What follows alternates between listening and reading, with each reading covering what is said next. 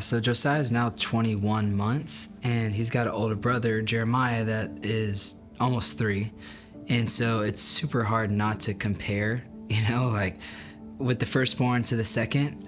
But then we started noticing just the way he was kind of scooting on his back and not just having a ton of coordination as much as Jeremiah had, our oldest.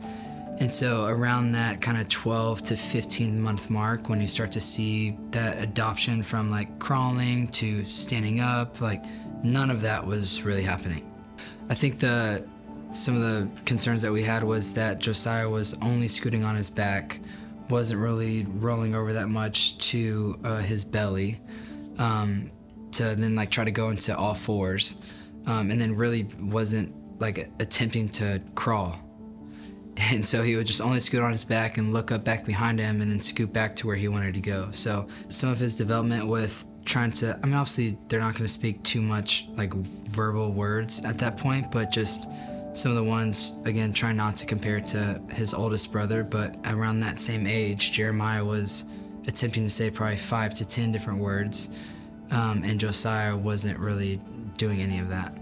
Again, as we passed the year, the 12-month mark, and then got closer to like the 15 to 18-month mark, we still weren't seeing like any change like at all in Josiah. And so that's when we decided to get a little bit more proactive. We did some scans. We saw some kind of red flags and some inflammation within his cervical spine, and just kind of his neurological communication from his brain to the rest of his body just wasn't as like open. She suggested us coming in 3 days a week.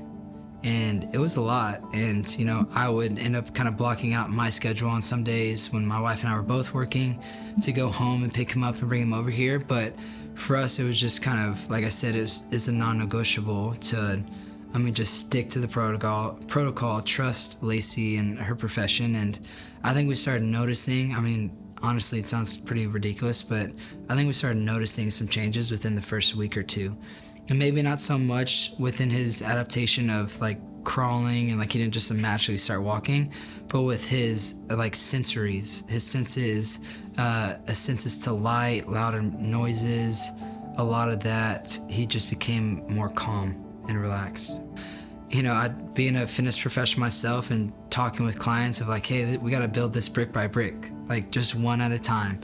And I think we just kind of took that day by day, like, hey, what are we doing today? What can we do today?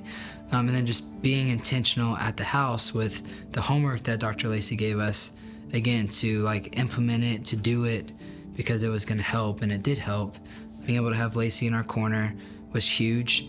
And then just, it was obviously super rewarding to see a lot of the fruits of the labor and the time and the dedication, and a lot of the homework we got at the house to do to get him to stop scooting from his back, getting him to like really kind of like spotting him in a way to like move, graduating more towards different movement styles, because sometimes it was, you wouldn't want to do it, but the long-term goal of him growing and adapting was important. Some of the big ones, I think, with Josiah, with just bringing him in like 3 days a week was kind of, hard and tiring, but being able to see him just be more present and interactive. I have all my family here in this town, and we have 8 other nieces and nephews. And so being able to just see him not get so overwhelmed in playing situations and family gatherings, and not always having to like remove him because he just got too overstimulated, was such a joy to see him interact well with the rest of with the rest of the grandkids. And then also just to be able to see him start to get into the crawling position and then start reaching and grabbing to stand up for stuff, because then that allowed Jeremiah, his older brother, to come in and really like be this big brother, help his little brother out, and just see them start to bond and connect even more. There's so much unknown with the world and trying to bring kids in and what the world looks like now. It's scary, and for myself and for my wife and I, it feels good to know when you have people in your corner and people that are around your kids that are trying to better them, encourage them, they're going to uplift them and bring good to their life. It's a great feeling. And we know that every time we walk through the doors of Invigorate, that experience and that atmosphere and the impact that is being made on our boys, goes so far beyond just this time and their age now. So it's a good feeling, and I would encourage any other parents to come check it out for themselves.